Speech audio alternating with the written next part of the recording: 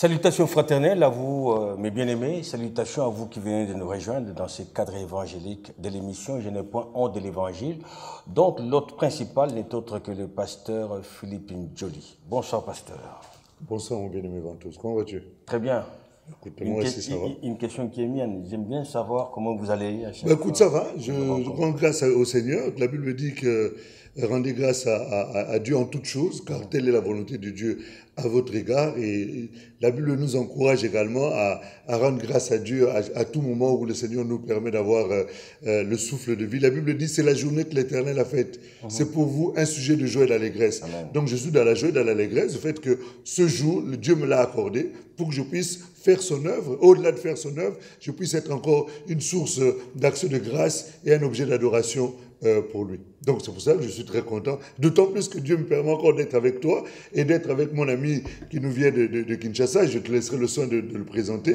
Donc je me tourne vers vous, les amis, pour vous saluer, vous dire soyez les bienvenus à ce moment de dégustation de la parole du Seigneur, à ce moment où nous allons savourer encore les Écritures, parce que pour nous, il n'y a pas de meilleur moment que lorsque nous passons dans la présence de Dieu, lorsque nous passons ce temps-là dans le partage des Écritures. Je me souviens encore de ce que Jésus disait lorsqu'il est entré dans la maison de Lazare. Il a dit, Marie a choisi la bonne part qui ne lui sera point ôtée. Et nous aussi, ce soir, nous avons choisi la bonne part. C'est pour ça que, puisque nous avons choisi la bonne part, aidons aussi les autres à faire partie de cette bonne part en partageant, ça va de soi, pour que les autres aussi puissent y avoir accès et puissent manger, se délecter de ce mets succulent que le Seigneur nous a préparé ce soir.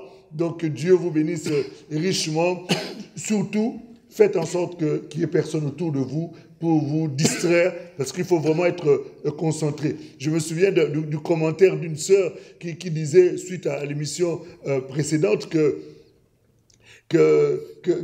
l'enseignement était à un niveau trop élevé pour que tout le monde comprenne. Bon, c'est vrai qu'il est important que tout le monde comprenne, mais quelquefois, le manque d'attention peut faire en sorte que les éléments importants puissent passer outre et qu'on n'ait pas pu saisir. C'est pour ça que je t'invite vraiment à mettre tout de côté et à être concentré et disponible pour que le Saint-Esprit puisse t'instruire. Bon appétit, très bonne soirée, assieds-toi correctement et concentre-toi sur ce que le Saint-Esprit a à te dire ce soir pour impacter ta destinée.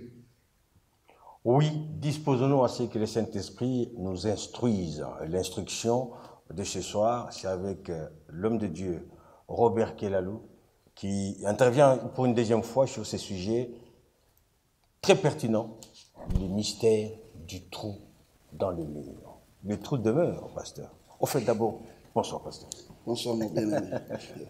Comment vous allez, vous aussi? Oui, je vais très bien par la grâce de Dieu. Nous rendons gloire à Dieu. Merci. Le passé Philippe disait, soyons dans la joie. Ouais, mais obligé. absolument. Gloire à Dieu. C'est un ordre. Oui.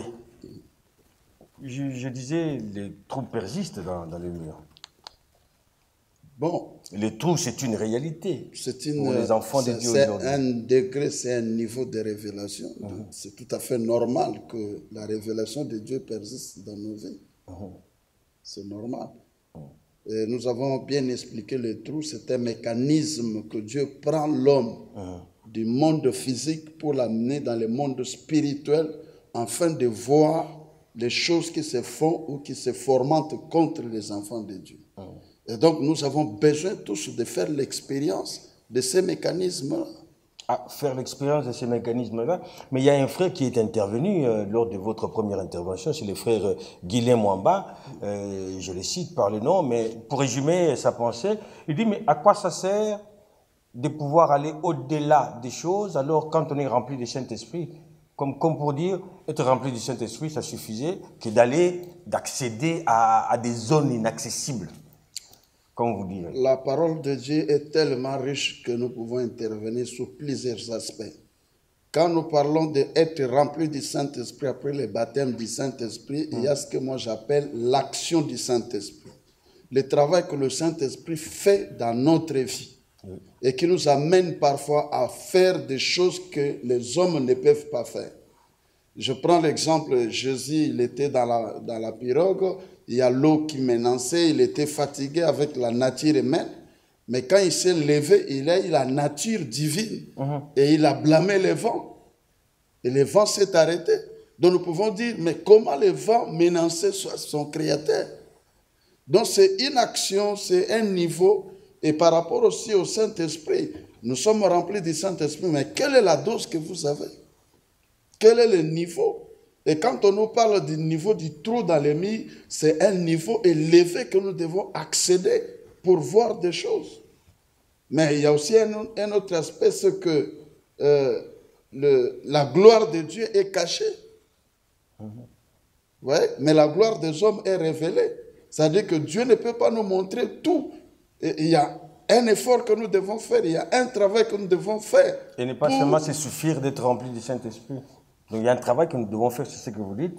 Et il ne suffirait pas seulement de s'attarder sur le fait qu'on est rempli du Saint-Esprit. Bon, là, je voulais souligner, avoir le Saint-Esprit, rempli du Saint-Esprit, ce n'est pas un truc d'un jour et ça reste statique. Vous voyez, on doit monter de niveau, le degré, la dimension. C'est comme par exemple, tous nous sommes des pasteurs, mais il y a des pasteurs qui sont tellement remplis du Saint-Esprit que quand ils entrent dans la salle, ils commencent à prophétiser les autres avec des paroles de connaissance et comme ça. C'est un degré, c'est votre communion avec la personne du Saint-Esprit.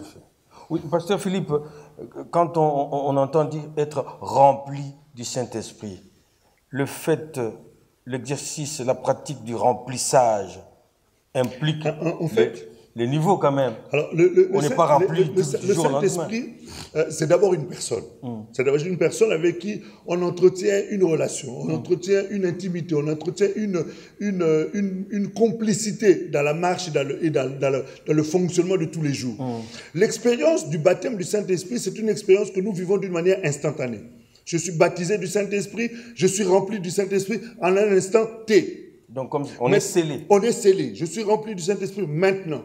Maintenant, cette plénitude du Saint-Esprit, je dois l'entretenir. Je dois garder ça. Je dois développer ça. Et plus je développe, plus cette plénitude-là s'augmente et cette plénitude déborde. La Bible dit, David est en train de dire, tu vois ma tête d'huile et ma coupe remplie et elle déborde. Donc ça veut dire qu'il y a une dimension où la coupe est en train de déborder. Et c'est un processus. C'est un processus. En fait, quand on regarde les livres d'Ézéchiel, le chapitre 47, à partir du verset 1 jusqu'au plus bas, on est en train de voir la vision du fleuve qui sort du trône. Et dans cette vision du fleuve qui sort du trône, on est en train de voir quelqu'un qui avait un cordeau et qui mesurait en fait 1000 coudées.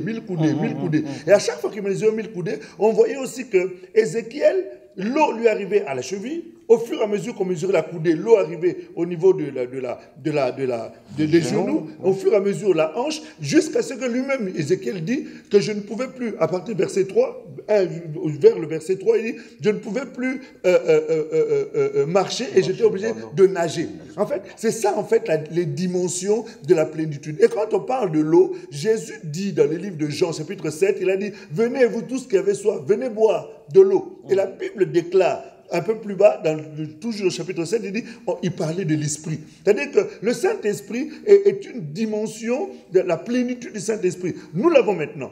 Mais il faut l'entretenir. Et plus nous l'entretenons, plus la plénitude augmente et finit par commencer à déborder. Et c'est la raison pour laquelle l'homme de Dieu est en train de dire, nous n'avons pas tous le même niveau de la plénitude ou de l'onction. Parce qu'il est important de comprendre que plus nous développons notre intimité, plus nous développons dans la vie de prière, dans l'intimité avec le Seigneur, dans le brisement avec le Seigneur, plus cette plénitude du Saint-Esprit augmente. Et plus augmente, plus nous commençons à vivre les choses qui sortent du domaine naturel pour entrer dans le domaine surnaturel. Et c'est pour cela que l'homme de Dieu disait que Dieu nous sort du monde naturel, et lorsque nous entrons dans le monde spirituel ou dans le monde surnaturel, c'est là où les yeux de l'esprit s'ouvrent pour commencer à voir les choses inaccessibles. J'ai beaucoup aimé le passage que tu avais donné dans le livre de Jérémie 33, où il dit que demande-moi ou invoque-moi. Hein? Fais appel à moi. Fais appel à moi. Je vais te révéler les réalités importantes et inaccessibles. Voilà, les réalités importantes et inaccessibles. Or, ces réalités-là, elles sont là. Et tous, nous avons ces réalités. Ce n'est pas forcément les choses qui sont diaboliques. ou les choses qui sont sataniques. Il y a des choses aussi, des réalités inaccessibles, spirituellement, que je dois atteindre pour que mon ministère aille plus loin, pour que mon esprit s'ouvre à d'autres réalités qui sont nécessaires pour l'instruction du peuple. J'aime beaucoup ce que Pierre disait de notre bien-aimé Paul. Il dit, Paul donnait de certains enseignements qui étaient tellement poussés, profonds, que si tu es mal affermi, tu risques de ne pas comprendre. C'est ça, ces réalités-là inaccessibles. C'est-à-dire que, et Paul l'explique, il dit, j'ai été ravi. Je suis allé vivre des choses qui ne sont pas arrivées à l'oreille d'un homme, que l'œil n'a pas vu, mais qui sont montées dans mon esprit. Il est en train de dire que ce sont des choses qui étaient inaccessibles. Mais moi, je suis accédé à ces choses. Et quand je les explique, les gens ne comprennent pas. Parce que ce sont des réalités inaccessibles. Donc, et c'est pour ça qu'il est important. Tu me permets de finir? Oui, vous terminez. C'est pour cela que je comprends tout à fait. Lorsque le pasteur est en train de dire que ce sont des expériences qui sont le trou dans le mur. C'est une expérience qui dépasse les simples sensations où je sens un peu le froid, je sens un peu le chaud, et puis je commence à prophétiser. C'est au-delà de ça. Au-delà de l'assurance de se dire, j'ai le Saint-Esprit, au-delà de ces rien choses ne que peut m'atteindre. Rien ne peut nous atteindre. C'est même pas une question que les démons forcément vont nous toucher.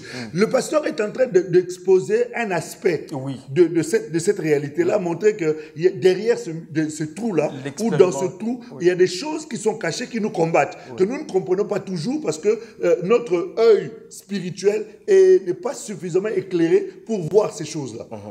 Voilà. Oui, Pasteur Robert, lors de votre première intervention, vous avez développé deux aspects des choses dans votre intitulé « Les mystères du trou dans le mur ». Premièrement, vous avez parlé des réalités du mystère du trou dans le mur. Et deuxièmement, vous avez parlé de comment créer un trou dans le mur. Et aujourd'hui? Aujourd'hui... Parce que dernièrement, vous nous avez bien dit qu'il y avait encore des choses à... Oui, il y a beaucoup de choses vu le temps, mais aujourd'hui, nous allons voir quelles sont les choses que le prophète Ézéchiel a vues au travers du trou dans les murs, en quelque sorte, les choses qu'il a vues dans l'église de Jérusalem. Et donc, le titre, c'est « Les choses abominables que le prophète Ézéchiel avait vues dans le temple de Jérusalem ». Donc, est-ce que vous voulez nous dire que une fois accédé par le trou dans le mur, le mystère qui pourrait apparaître au-devant de nous, c'est forcément des choses abominables? Il ne peut pas avoir autre chose que des choses abominables? Je pense que le pasteur Philippe vient de nous expliquer la dimension des choses que l'apôtre Paul avait vues. Ce sont des réalités spirituelles, mais qui ne sont pas négatives ni démoniaques. Mais c'est un niveau de la spiritualité, de l'évangile, de la connaissance. C'est là où nous comprenons, par exemple, tous nous sommes des prédicateurs, mais il y a un prédicateur qui peut prêcher le même passage que vous avez prêché, mais vous sentez comme si, on peut même se poser des questions, mais il a eu ça où? Quelle est la révélation? Quelle dimension est comme ça? Vous voyez, ça aussi, ce sont des réalités. Mais ici, nous parlons d'un aspect par rapport au texte. D'accord. Donc, les 7 choses abominables, je m'excuse pas ça, les 7 choses abominables et spécifiques qu'Ézéchiel a vues, vous voulez le présenter pour nous faire entendre, nous faire comprendre que de simple vue humaine, on ne peut pas voir ces choses-là. Mais parce qu'on a été de l'autre côté, parce qu'on a eu à passer par les trous dans les murs, c'est ainsi que Ézéchiel a été exposé à ces choses-là. Tout à fait. Donc aujourd'hui, je demande aux enfants de Dieu d'être vraiment attentifs pour nous suivre, parce que nous allons parler des réalités qui se passent dans l'Église. Nous pouvons dire que le prophète Ézéchiel était aussi dans les services dans cette Église, mais il n'a jamais découvert des choses qui se passaient dans cette Église. C'était vraiment une nouvelle expérience. Et vous voyez même dans la Bible, toujours dans Ézéchiel 8, à partir du verset 8 jusqu'à peut-être 15, Dieu lui dit, « Fils de l'homme, vois-tu ce qui se passe dans le temple ?» Je ne sais pas si on a le temple. Bien sûr. Si on est là pour... je peux lire à partir du verset 7 alors. Oui, Ézéchiel chapitre 8, à partir du verset 7. Alors il me conduisit à l'entrée du parvis. Je regardais et voici, il y avait un trou dans le mur. Il me dit, fils de l'homme, perce la muraille. Je perçai la muraille et voici, il y avait une porte. Et il me dit, entre et vois les méchantes abominations qu'ils commettent ici. J'entrais, je regardais, et voici, il y avait toutes sortes de figures de reptiles et de bêtes abominables et toutes les idoles et toutes les idoles de la maison d'Israël peintes sur le mur, sur la muraille tout autour. 70 hommes des anciens de la maison d'Israël, au milieu desquels était Jézania, fils de Shaphan, se tenait devant ces idoles, chacun l'ascensoir à la main. Il se levait une épaisse nuée d'encens. Il me dit, fils de l'homme, vois-tu ce que font dans les ténèbres les anciens de la maison d'Israël, chacun dans sa chambre pleine de figures, car ils disent, l'Éternel ne nous voit pas. L'Éternel a abandonné le pays. Et il me dit, tu verras encore d'autres grandes abominations qu'ils commettent.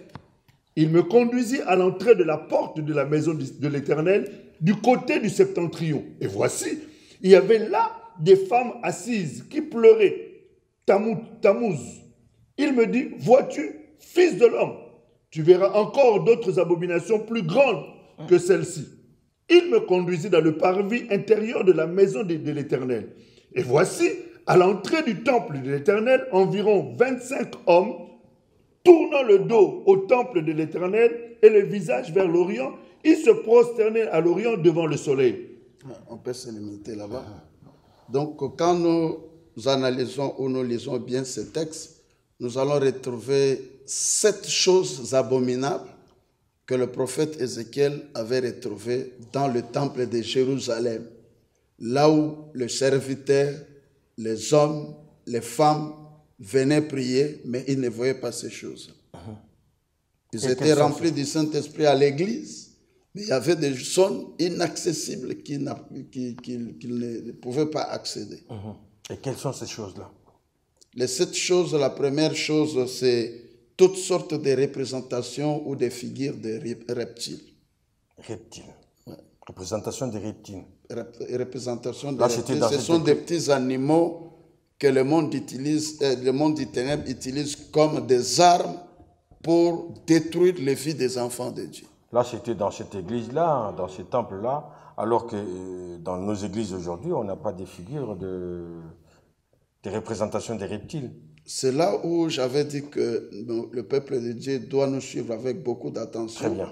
Parce que c'est un enseignement, c'est quelque chose qui doit nous éclairer par rapport à notre conduite.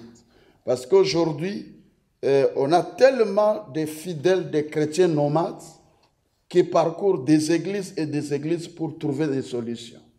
Et il y a des gens qui se livrent dans les hôtels sataniques sans se rendre compte parce qu'ils n'ont pas la capacité de voir des choses. Mais déjà, pour ne pas vous couper, ces frères-là, parce que vous plaignez de ça, ces frères qui sont des chrétiens voyageurs d'église en église et tout ça, ils ont des raisons. Ils ont des raisons. Ici, je ne parle pas des raisons. C'est vrai que nous allons parler de ça même en conclusion. D'accord. Mais ici, ce que je voulais dire, c'est par rapport aux réalités qui se passent à l'église. Dieu ne l'a pas amené dans une maison, dans une famille, mais Dieu l'a amené dans le temple de Jérusalem. Et il a vu des choses abominables parce que Dieu lui a dit, fils d'homme, est-ce que tu vois les choses abominables? Et la première chose, ce sont des figures, des petits animaux sous forme de reptiles. C'est-à-dire, vous allez dans une église, vous trouvez des petits dessins de reptiles et consorts, mais il faut se poser des questions. Oui. Quel est le langage? Quel est le symbole? Ça signifie quoi? Et spirituellement, ce sont des petits animaux que la Bible dit, je crois, dans Psaume, que les étrangers doivent périr. Ils sont en train de trembler dans l'air forteresse. Et quand nous prions, je ne dis pas que je soutiens les églises, les serviteurs de Dieu qui font sortir les animaux dans les corps des gens. Mais il peut arriver que pendant de fortes prières, vous voyez par exemple quelqu'un vomir avec des petits animaux qui sortent de son ventre, sous forme de vers, sous forme de 1000 pattes. Quelqu'un peut aller rapidement à la toilette et puis il y a un truc qui sort sous forme des reptiles et consorts, on se pose des questions. Ces petits animaux sont entrés comment dans les corps des personnes? En fait, c'est l'image satanique de puissance ou sous forme des arts que le monde du ténèbre utilise pour envoyer dans les vies des enfants de Dieu, pour les détruire et créer même des difficultés, des problèmes pendant le sommeil. Et ces choses-là sont dans l'église, mais les gens ne voient pas. Parfois, un petit dessin comme ça qu'on a mis sur le mur, sur la porte, vous voyez une statue, un symbole comme ça, et il faut se poser des questions. Je suis où? Ce symbole signifie quoi? Vous le voyez, une statue, un squelette, mais sur le plan spirituel, il a un pouvoir de détruire les vies des personnes qui assistent dans ce temple-là. Et pour ceux qui ne savent pas voir ces figures-là, qui ont du mal à les découvrir dans les petits coins, avez-vous des petits coins où on peut retrouver ces coins-là dans les églises? C'est pourquoi nous avons dit que dans nos prières, nous devons demander à Dieu de nous amener à une dimension où nous pouvons voir des choses qui se font en cachette contre nous. Je viens dans cette église parce qu'on m'a invité, parce qu'on a fait la publicité. Je demande à Dieu, est-ce qu'il me permet d'entrer dans cette église?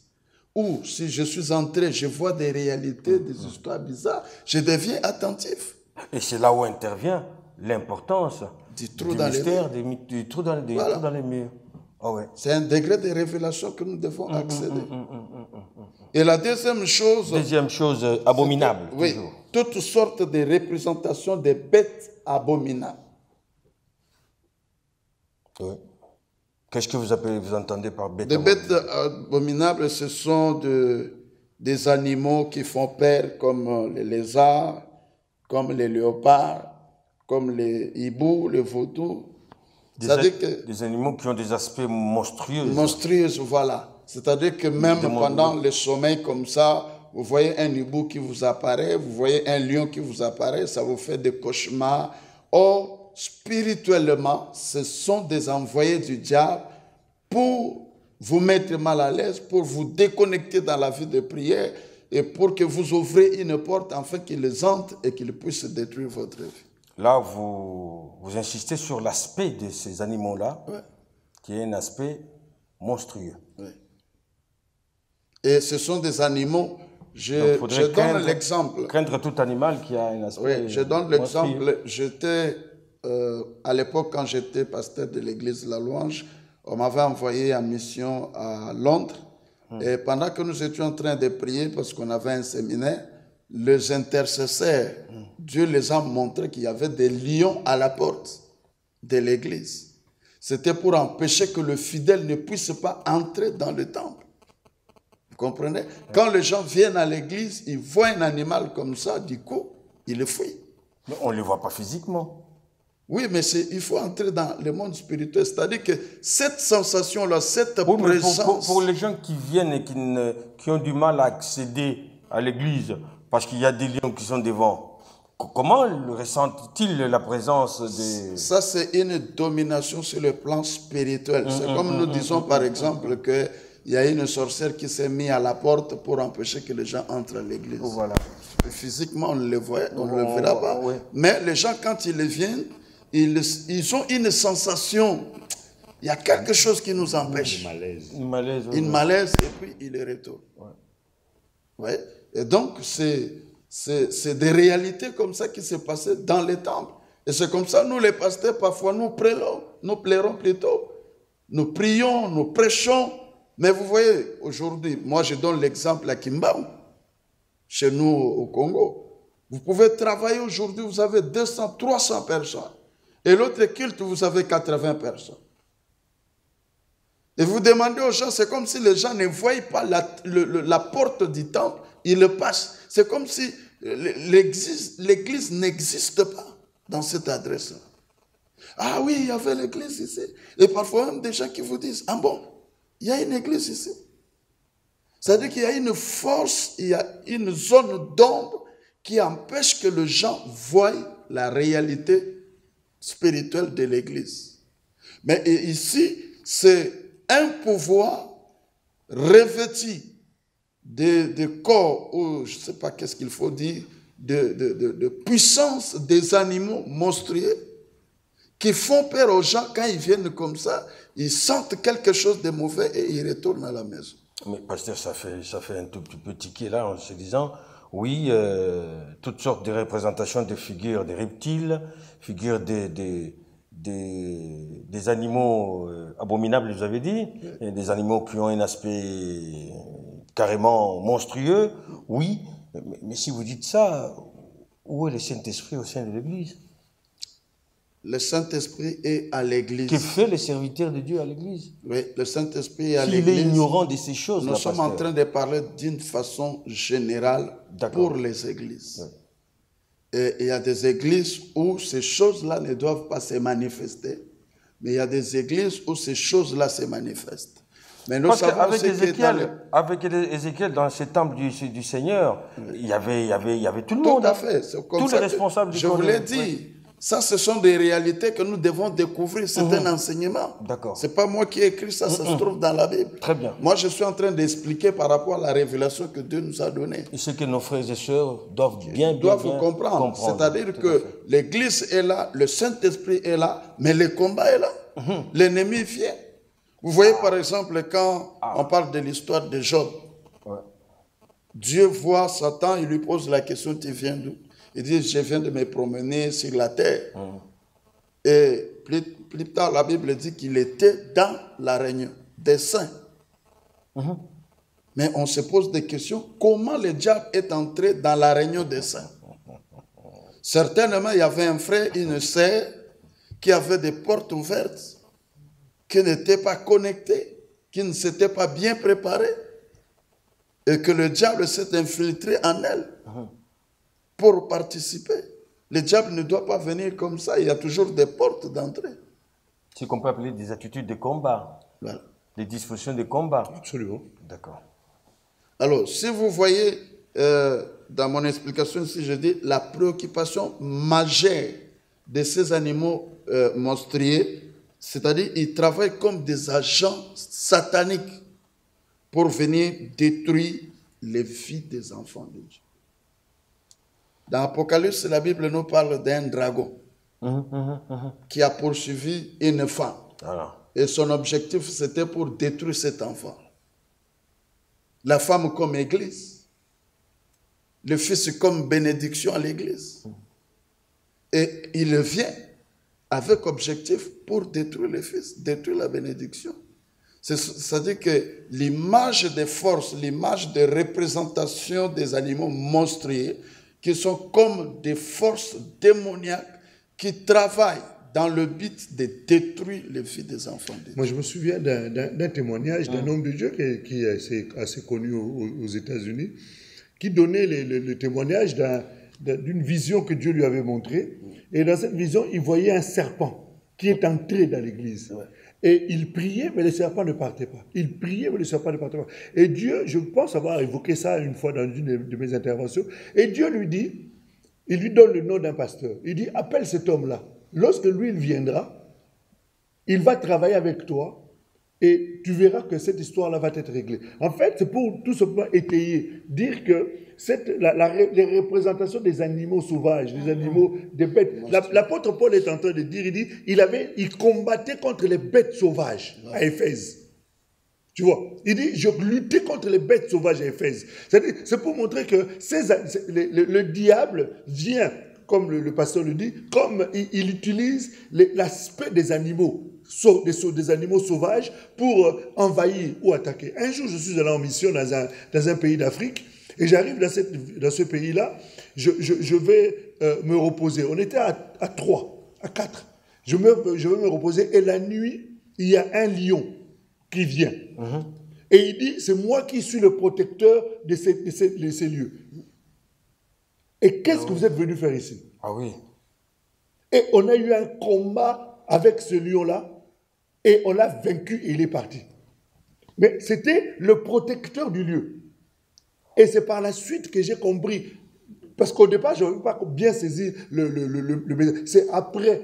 je crois 2 ou 3 jours après que j'ai saisi en fait la réalité de ce qui s'était passé. Nous étions arrivés et le diable avait compris qu'on était venu pour une mission. Et il est venu dire que vous êtes venu me déranger dans cet endroit-là. C'est juste pour appuyer la pensée du pasteur concernant les animaux terrifiants, les animaux sauvages qui viennent, qui sont des représentations des images démoniaques, des images des démons qui viennent pour combattre et essayer de détruire les enfants. Heureusement que nous étions équipés. Si nous n'étions pas équipés et n'avions pas les yeux ouverts, eh bien, on aurait eu tout simplement connu des combats sans comprendre le pourquoi. Et il peut y avoir même des morts et sans en tenir, sans en savoir l'origine. Mais par la grâce de Dieu, Dieu nous avait ouvert les yeux pour que nous puissions détruire et repousser ces puissances-là, faire l'œuvre que nous étions venus faire et repartir tranquillement sans que rien ne puisse nous atteindre. Voilà un peu, pasteur. Parce que je peux même ajouter que j'ai un séminaire où je parle du combat contre les bêtes. Par exemple, quand vous rêvez dans vos rêves, vous voyez dans vos rêves souvent des serpents.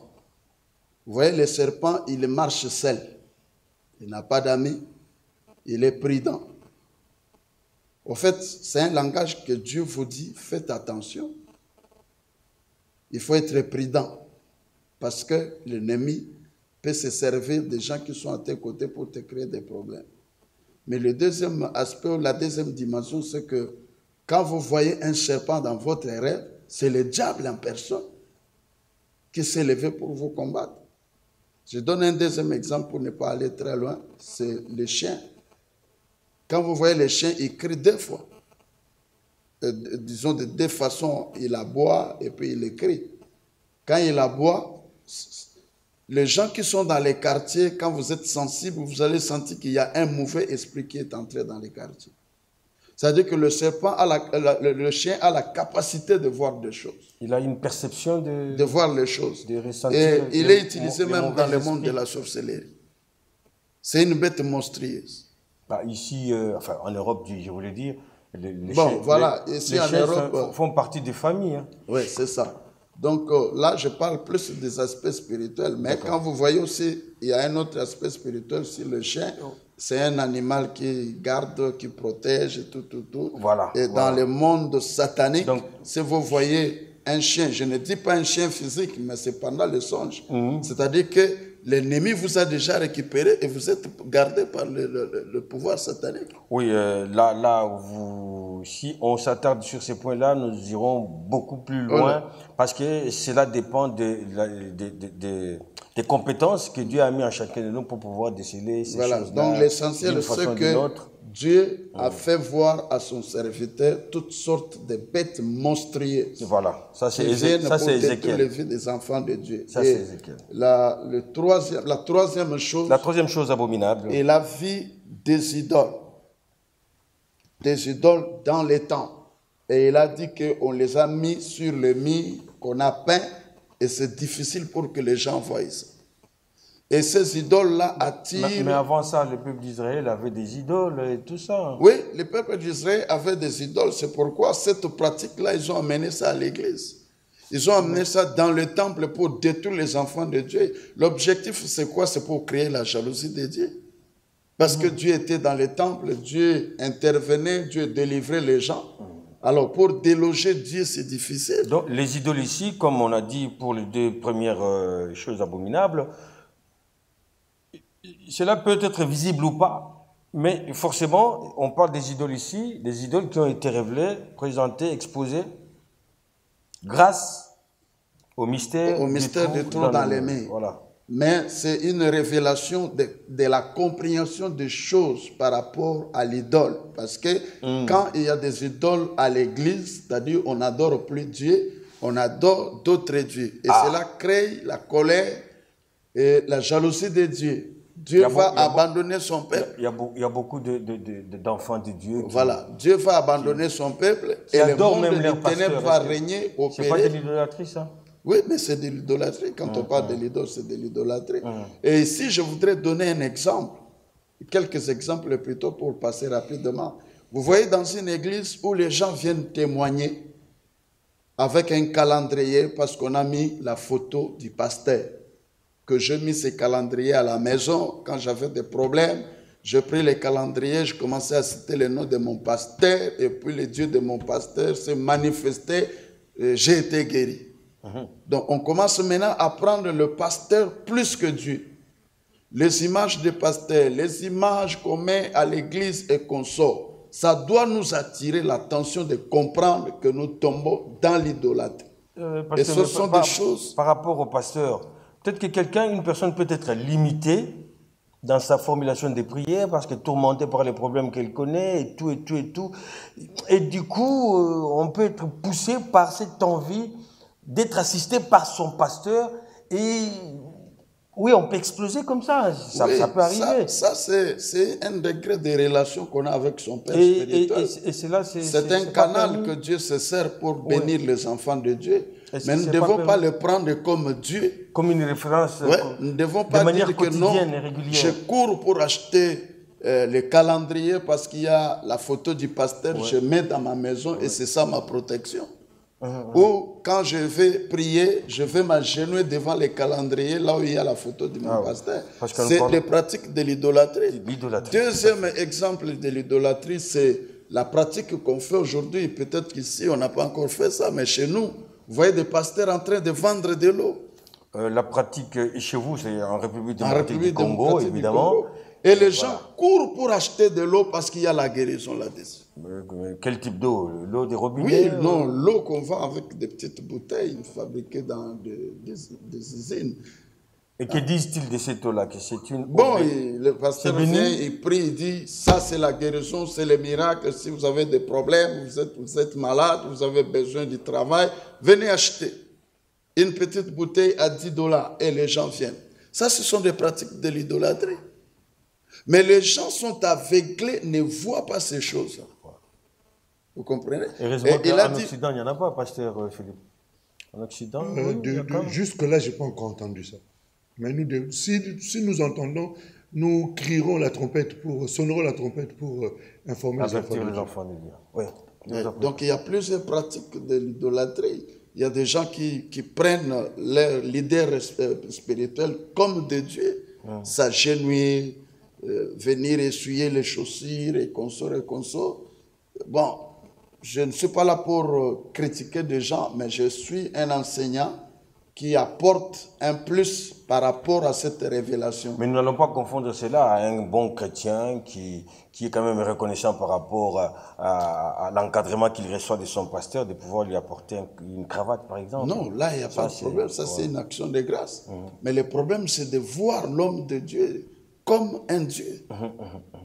Ouais, ça, ce sont des pratiques de l'idolâtrie. Parce qu'il a dit, vois-tu les choses abominables. C'était là la troisième chose abominable. Et la quatrième, pasteur? La quatrième, ce sont des anciens de la maison d'Israël. Oh là. Les 70 anciens de la maison d'Israël. C'est-à-dire des gens que nous faisons confiance, qui sont des anciens à l'église. Ils connaissent l'église, ils ont commencé l'église. Mais qui sont dans des pratiques que moi j'appelle la sorcellerie internationale, régionale, continentale, maisonnale, familiale, et même du quartier. Et organisée. Très bien organisée. Et ils sont à l'église, l'objectif c'est pour détruire les filles des enfants de Dieu. Wow. Et la Bible souligne qu'ils disent que Dieu ne nous voit pas et nous pouvons détruire les filles des gens. Pourquoi? Parce qu'ils ont commencé par des pratiques abominables de l'idolâtrie, pour pousser la jalousie de Dieu afin que Dieu quitte le temple et qu'eux règnent dans l'église pour détruire les filles des gens. Et quand on voit des choses comme ça, il y a de quoi vivre dans la méfiance au sein de l'église même. C'est pourquoi j'avais dit que le peuple de Dieu doit bien suivre cet enseignement pour voir tu es dans quelle église.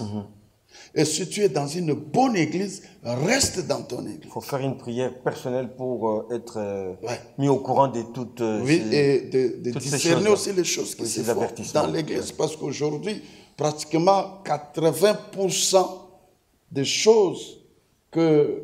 Bon, là je donne toujours l'exemple chez nous. Mais par rapport au texte, qu'ont-ils fait, ces anciens-là? Qu'est-ce qu'ils ont fait? Les anciens du temple de Jérusalem, ils étaient au nombre de 70. Oui. Et la Bible souligne qu'ils étaient à l'origine des problèmes que les enfants de Dieu ont eu dans cette église. C'est-à-dire, ils étaient tellement méchants et ils avaient des pratiques occultes pour détruire les vies des gens. Je donne l'exemple. Il y a une maman à l'église chez nous au Congo. Chaque dimanche, elle fabrique des beignets. Voilà. Et puis, elle vient donner aux enfants de l'école. Les enfants mangent. Or, c'est une armée qu'elle est en train de préparer pour détruire l'église. Voilà. Et quand un homme de Dieu est venu pour prier, Dieu lui a amené dans la révélation de comprendre que 90% des enfants de l'écodim, c'était des sorciers préparés par cette maman-là. Et cette maman-là, c'est une diaconesse.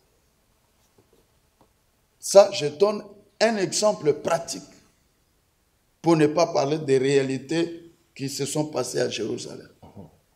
Mais ces choses-là se passent dans les temples. Mais parce qu'on a fait confiance à cette maman-là. Oui, on a fait confiance à cette maman-là. C'est une ancienne. Voilà. Elle encadre bien, elle est gentille, elle amène des beignets et consort. Au fait, cet enseignement, c'est pour que nous soyons prudents des choses qui se font à l'église. Et il y a plusieurs exemples. Je prends un collègue qui était avec nous à l'église La Louange comme des enseignants. Et c'était un bon enseignant. Lui, quand tu lui racontes, soyez bénis. La deuxième fois, soyez bénis. Donc, en une journée, il peut même vous dire, soyez bénis 100 fois. Et un frère qui était calme et consort, mais un jour, lors d'une veillée à la centrale de l'église La Louange à Kinshasa, ce frère-là s'est mis debout, il est tombé, et quand on l'a ramassé, il commençait à dire, depuis longtemps, j'ai été envoyé à partir de Lubumbashi pour détruire le pasteur Ngalas. Mais il était là avec nous. Il mangeait avec nous. Il partait prier dans des familles. Mais c'était un agent satanique. Je connais une sœur qui était enseignante. Cette sœur-là, elle a la Bible dans sa bouche avec tous les versets. Mais c'était une grande sorcière qui faisait tomber tous les enseignants, tous les serviteurs. Si vous tombez dans son carré parce qu'elle habitait quelque part, elle invitait des gens et consorts, et quand vous allez dans sa maison, vous êtes soumis à sa puissance, son autorité, et puis vous vous retrouvez le sous-vêtement de l'autre côté, et puis vous succombez. Et ce sont des choses comme ça qui doivent nous amener à être très attentifs et très prudents.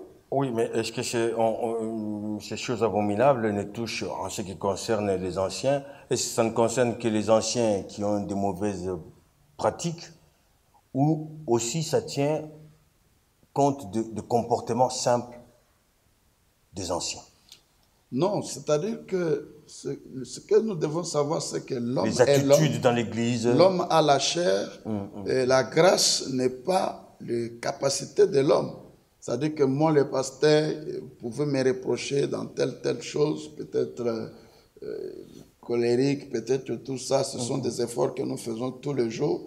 Mais dans le ministère, je suis puissant, je guéris les gens, je ressuscite les gens, ça c'est une grâce. Alors, nous ne pouvons pas dire que c'est à cause peut-être des agissements des anciens comme ça, mais nous regardons parmi ceux-là qui se disent anciens, mais qui sont dans le cultisme, dans des pratiques abominables. Et ils restent à l'église avec un seul objectif pour détruire l'église et détruire les vies des enfants de Dieu à l'église. À plus forte raison que les enfants de Dieu, quand ils vont à l'église, ils ne peuvent faire confiance qu'en ces gens-là. Oui, bon, c'est vrai. C'est pourquoi ces enseignements, c'est pour nous permettre d'avoir la révélation de qui est à côté de moi. Qui est qui je fais confiance, même s'il est ancien dans l'église. Et après les anciens, alors? Après les anciens... La cinquième chose abominable sur les 7. C'était des agents sataniques, disons, brûler l'encens. Il y avait des gens qui étaient dans les temples, mais ils étaient en train de brûler l'encens. C'est-à-dire qu'ils faisaient un autre culte.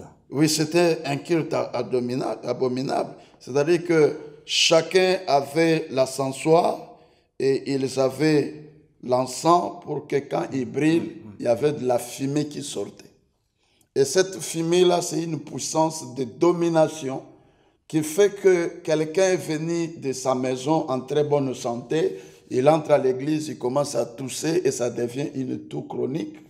Il entre à l'église, il était en bonne santé, mais c'est des choses qui arrivent dans sa vie. Donc vous voulez dire qu'au-delà de notre culte habituel, il y a des sous-cultes qui se font par certains responsables de l'Église. Bon, je ne dis pas certains responsables de l'Église. Enfin, quand c'est je là, parle des agents sataniques, qui même un sont nouveau, agents. Ah oui. un nouveau qui vient, mais il vient avec un objectif. Ah oui, parce qu'il est membre de l'Église, oui. Oui. Mais même un nouveau qui habite dans les quartiers, on peut l'envoyer. Cette église nous dérange.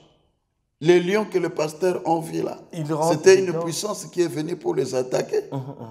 Vous comprenez? Donc il y a des choses qui se font à l'église. Je parlais des anciens qui étaient méchants.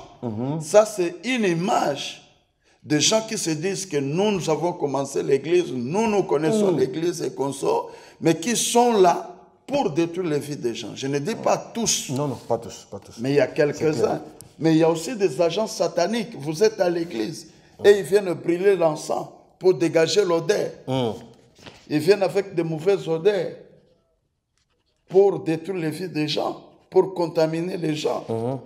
Les préoccupations, c'est chercher comment détruire les enfants de Dieu. Et comment on peut voir l'encens aujourd'hui par rapport à la Nouvelle Alliance? Voilà. Bon, moi je pense que la Nouvelle Alliance nous a tout donné. Et, en tout cas, pratiquement pour moi, l'encens est une pratique qui est dépassée.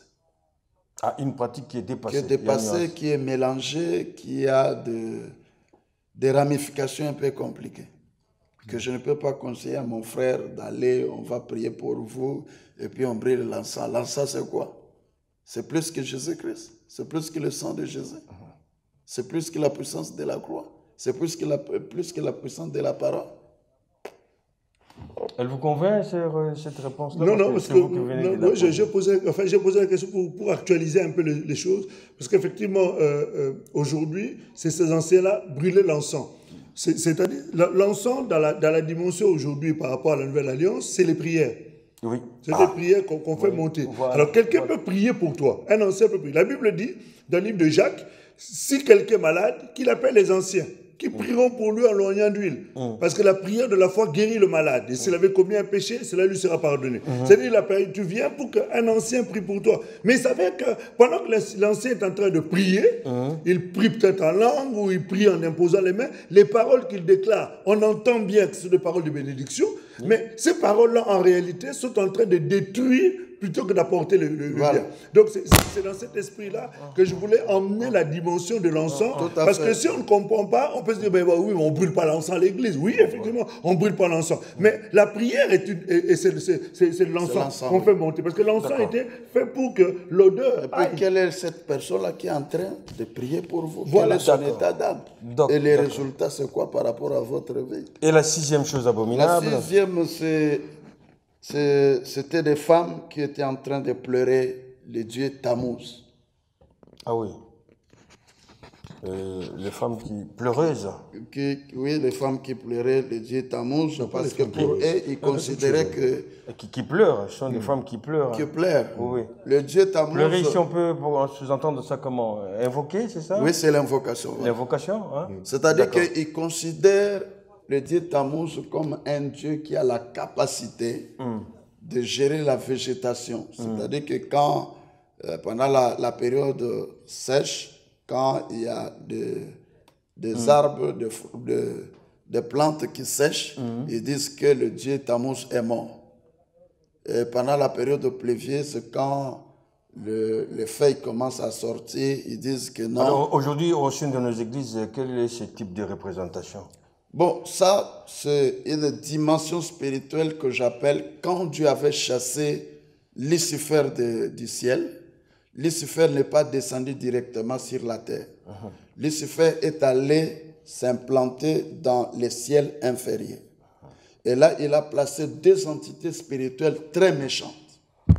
La première entité spirituelle, c'est la reine du ciel.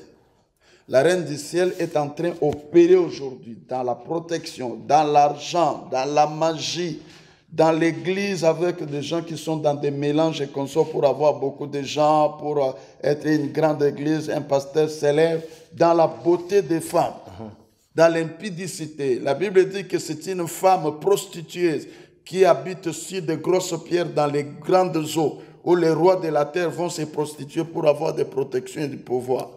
La reine du ciel opère dans beaucoup de dimensions. Et la reine du ciel, donc le dieu Tammuz, c'est un des démons qui travaille sous l'autorité de la reine du ciel. Alors l'invocation de ce dieu-là, c'est en quelque sorte pour... bon, la Bible dit qu'ils étaient en train de pleurer. C'est-à-dire qu'il y a des gens, vous n'êtes pas encore morts, mais on est en train de pleurer pour vous. Donc un rituel.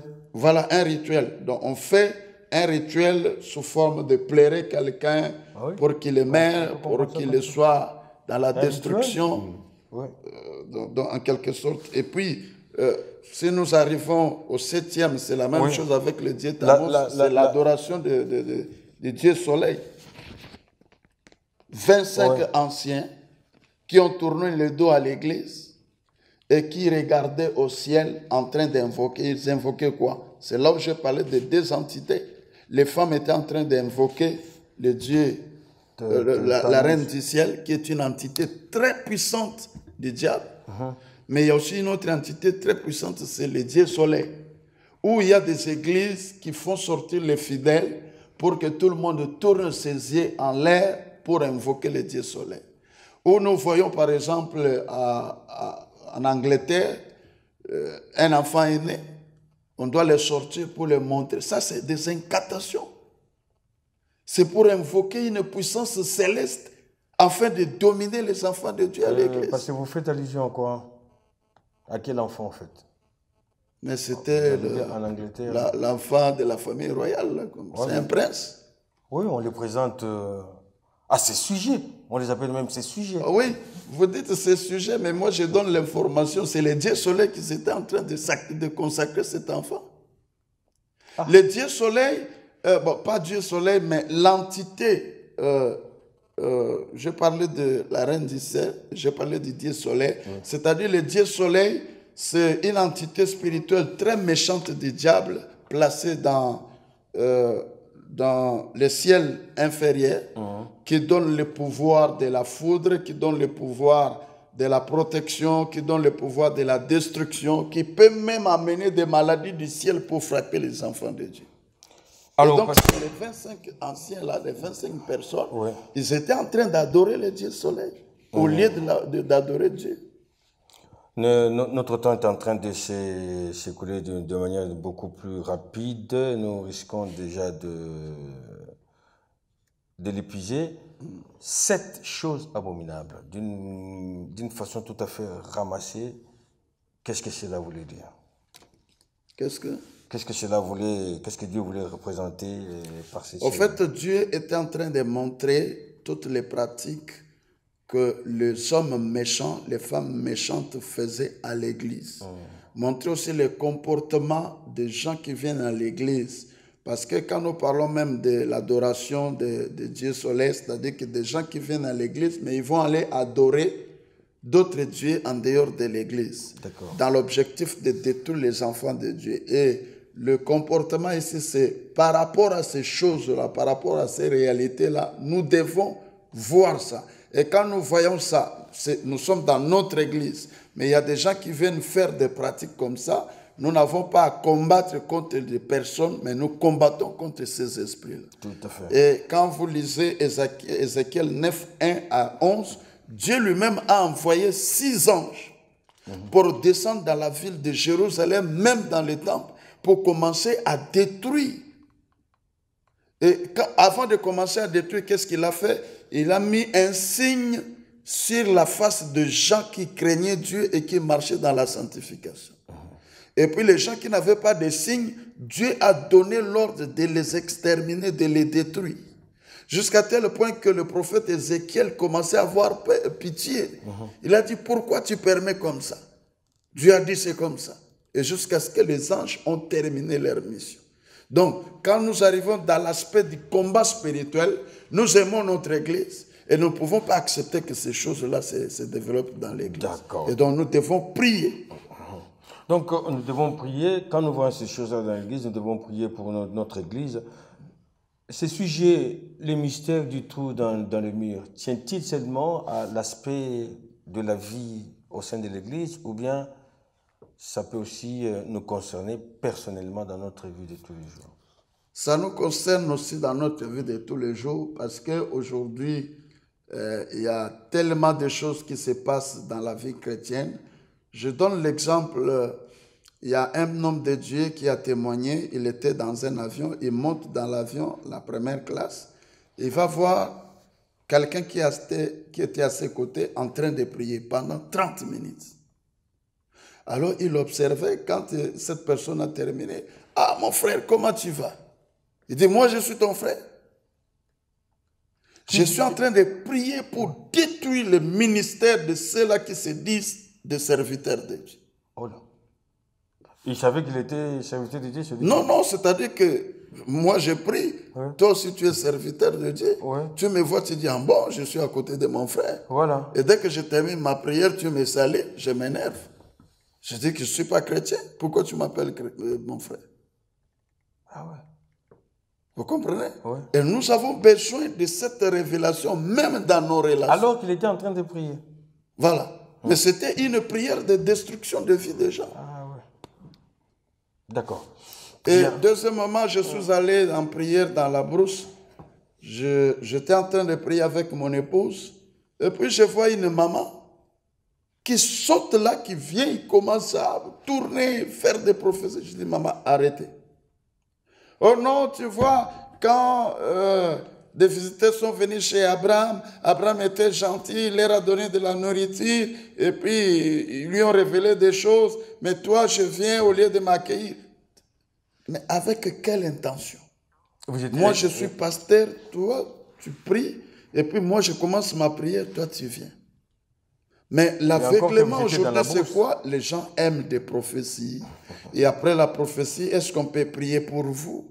Qu'est-ce qu'on vous transmet? Donc c'est notre comportement, c'est notre vie, c'est la façon dont nous devons développer des relations, même en dehors de l'Église. Moi, j'ai été financier, on m'a engagé à Oxfam, GB, de la Grande-Bretagne. Et quand je suis venu, un jour, je devais aller prêcher après le service. Je portais ma chemise col pastoral, mais je n'ai pas mis la col pastorale parce que ce n'était pas l'église. Mais quand je travaillais, mon directeur pays m'a appelé. Il dit, mais finalement, tu es de quelle loge? J'ai dit, de loge de Jésus-Christ. Il dit, non, mais tu n'as pas ta place ici. Ah ouais? Vous comprenez? C'est-à-dire que même aussi pour l'emploi, nous devons demander à Dieu la révélation. Là où je travaille, la maison là où j'habite, c'est quelle maison? Merci, pasteur, merci. Je crois que nous avons été suffisamment édifiés. Et si vous avez des préoccupations, ne manquez pas de nous le remonter. L'homme de Dieu, qui est l'hôte principal de cette émission, Philippe Dioli, sera toujours disposé à pouvoir nous éclairer sur nos préoccupations personnelles. Pasteur, un trou dans les murs, mystère d'un trou du trou dans les murs pour l'Église. Le mystère du trou dans le mur, nous sommes quasiment à la fin, de ça. En fait, ce qu'il faut retenir de cet enseignement, c'est que Dieu ne veut pas que nous soyons aveugles. Dieu ne veut pas que nous soyons ignorants des réalités surnaturelles ou spirituelles. Dieu ne veut pas que nous puissions vivre comme le commun des mortels. Dieu ne veut pas que nous puissions vivre comme n'importe quel être humain sur la terre. Parce que nous ne sommes pas des êtres humains, entre guillemets, normaux. Nous sommes des esprits revêtus d'un corps, possédant une âme, qui sont venus sur la terre pour opérer et travailler pour le Seigneur. Et par votre conséquence, Dieu est esprit. Et il est important que nous aussi, nous puissions opérer dans le domaine de l'esprit. Pour que les choses qui peuvent paraître obscures, invisibles, inaccessibles pour le commun des mortels ne le soient pas pour nous. Que nous ayons la capacité de voir les choses que les autres ne voient pas. Pourquoi? Parce que notre œil est ouvert dans le monde des esprits, et quand le diable ou les choses des ténèbres viennent pour nous attaquer, nous avons la capacité de percevoir ces choses et d'avoir une réaction en conséquence. Donc, cela demande à ce que nous ayons une vie de sanctification, une vie de prière, mais pas de prière de 5 minutes ou 10 minutes, une vie de prière intense, profonde, qui développe en fait en nous les perceptions spirituelles. Dans 2 Corinthiens chapitre 3 verset 18, la Bible nous dit que lorsque nous nous approchons de Dieu, nous sommes transformés à la même image que lui, de gloire en gloire. C'est-à-dire, Dieu nous emmène à être sensibles comme lui, avoir les yeux ouverts pour pouvoir comprendre les choses qui peuvent nous venir du monde des ténèbres ou les attaques que nous pouvons avoir du monde des ténèbres, comprendre quelquefois les obstacles, les barrières qui peuvent se dresser devant nous. Tout n'est pas forcément satanique. Il y a des choses aussi que Dieu peut permettre que nous puissions traverser en tant que chrétiens pour nous apprendre à la persévérance, à la prière, pour nous apprendre à croître, à être brisé, à être façonné, à être taillé. Ça, c'est aussi un autre aspect. Mais là, nous sommes en train de parler de l'aspect de l'ouverture des yeux spirituels. Amen. Voilà. Oui, bien-aimés, vous l'avez bien compris, il ne suffit pas seulement de se suffire des choses qui nous entourent de manière tout à fait humaine, de manière matérielle, mais Dieu, étant esprit, il veut aussi que nous puissions expérimenter la vie spirituelle au travers cette ouverture du mystère dans le trou. Merci, pasteur Robert Kelalou.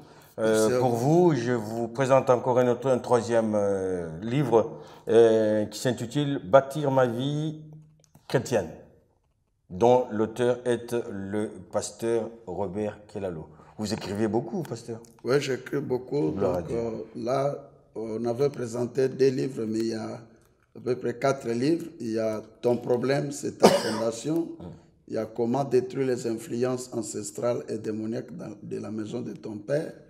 Il y a « La destruction des signes de l'ennemi dans ta vie ».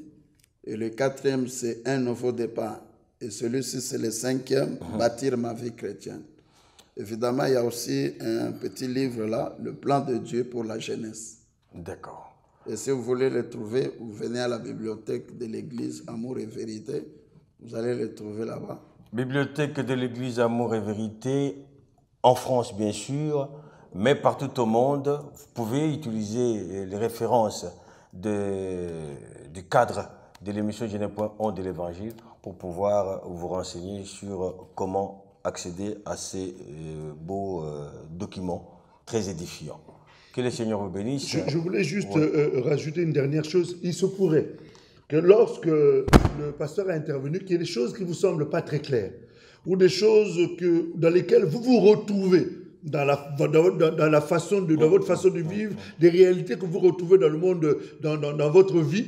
N'hésitez pas. Vous avez un numéro qui apparaît en bas de notre page, de notre écran. Prenez ce numéro, appelez-nous et nous nous rendrons utiles, disponibles pour prendre le temps d'échanger, prendre le temps de prier ensemble. Si vous avez déjà une église à laquelle vous évoluez, n'hésitez pas à vous rapprocher de vos anciens, de vous rapprocher de vos pasteurs qui prendront aussi le temps de vous accompagner spirituellement pour prier avec vous de manière à ce que ces choses puissent ne plus avoir leur actualité dans votre vie. Il est sûr et certain. Il est évident qu'en tant qu'enfants de Dieu, nous sommes plus que protégés par les anges, par le sang de l'agneau, par la parole de Dieu qui est l'enclos dans lequel nous sommes cachés. Néanmoins, il peut arriver que quelqu'un ouvre les portes au travers d'une certaine attitude, d'un certain comportement. Éphésiens chapitre 4, versets 26 à 27 nous montre que ne vous mettez pas en colère et ne donnez pas accès au diable. 2 Corinthiens chapitre 2, verset 11 nous dit que ne donnez pas avantage au diable car vous connaissez ses desseins. C'est-à-dire que bien qu'étant chrétien, on peut ouvrir certaines brèches qui peuvent donner une certaine autorisation au diable de pouvoir atteindre votre vie. Raison pour laquelle je vous invite vivement, si vous rencontrez des difficultés, n'hésitez pas. Personne n'est à l'abri de quoi que ce soit. Nous sommes là pour vous aider, nous sommes là pour vous accompagner, nous sommes là pour vous soutenir dans la prière. Deuxième chose que je voulais relever, on ne parle pas d'ici pour créer une certaine forme de méfiance. Non. vis-à-vis des hommes de Dieu. Pas du tout. Nous sommes juste en train de relever le fait qu'il faut être prudent. Jésus dit, soyez prudent comme le serpent. On nous a donné encore l'exemple du serpent ici, qui est un animal solitaire. D'être prudent comme le serpent. Il ne s'agit pas de méfiance, mais de la prudence, pour que nous ne puissions pas être victimes des ruses du diable. Parce que le diable agit d'une manière extraordinaire en ce temps de la fin. Voilà un peu ces deux, trois petites choses que je voulais relever. Nous allons laisser le pasteur Robert prier pour nous recommander encore entre les mains du Seigneur et intercéder en notre faveur pour que le Dieu de toute puissance, le Dieu de toute gloire, le Père de notre Seigneur Jésus, le Dieu de lumière en qui il n'y a ni ombre de variation, ni changement, puisse encore révéler sa puissance dans nos vies et au travers de nous, dans la vie de nos enfants et dans tout ce qui peut nous toucher de près ou de loin. Père éternel, nous te disons merci pour ce temps que nous avons passé ensemble avec nos bien-aimés. Il est écrit dans ta parole, dans Psaume 133, du 1er au 3e verset, qu'il est doux et agréable que le frère et sœur demeurent ensemble. Et c'est là où tu déverses ta bénédiction et la vie en éternité. Seigneur, nous prions par rapport à cet enseignement. Tu as dit que dans l'Église, il est doux et agréable. Doux parce qu'il y a l'amour, doux parce qu'il y a l'unité, doux parce qu'il y a la communion fraternelle, doux parce qu'il y a la réconciliation, doux parce que nous nous entretenons comme des frères et sœurs. Et si tel est nos comportements à l'Église, l'ennemi n'aura pas de porte pour entrer et détruire les vies des gens. Nous ne verrons pas de choses abominables se passer à l'Église. Et nous aurons un comportement agréable qui va te pousser à nous bénir et à nous donner la vie pour l'éternité. Et tu as dit que c'est comme l'huile qui tombe de la tête d'Aaron. Ça, c'est la réputation que nous devons avoir, le respect, la considération que nous devons avoir. Bénis, Seigneur, chacun de nous. Bénis ton peuple qui a suivi cet enseignement. Et laisse que le Saint-Esprit nous aide, Seigneur, à comprendre des choses, à prier pour sauver l'Église, pour sauver l'harmonie à la famille, dans la maison, et sauver, Seigneur, chacun de tes enfants. Bénis toutes choses pour la seule gloire de ton nom que nous avons ainsi prié. Amen. Amen. Amen. Merci d'avoir suivi cette émission. Bien de bonnes choses chez vous. Salutations fraternelles aux amis de notre équipe technique, entre autres le frère Bart Ngoyi, le réalisateur, sans ignorer l'ingénieur, qui l'homme à tout faire, qui est le frère Steve Malungwene, et aussi sans oublier l'équipe qui ne ménage aucun effort pour pouvoir soutenir cette œuvre, l'équipe de MDPPN. Nos salutations fraternelles et encore une fois, ciao, à lundi prochain. Au revoir. Merci beaucoup. Nos salutations à tous nos frères et sœurs qui sont toujours aussi fidèles. Nous pensons à notre frère, justement, Guilain, à notre sœur Fifi, notre sœur Dorcas. Tout à fait. Enfin bon, vous êtes tellement nombreux. En tout cas, que Dieu vous bénisse encore pour vous être connectés, partagez, parce que nous ne devons pas garder la vérité captive. Que Dieu vous bénisse. Au revoir, pasteur. Merci beaucoup. Et merci. J'espère qu'on aura encore l'occasion de t'avoir. Là, il n'y a pas de problème. Merci, Quand je merci, suis ici, merci c'est... beaucoup.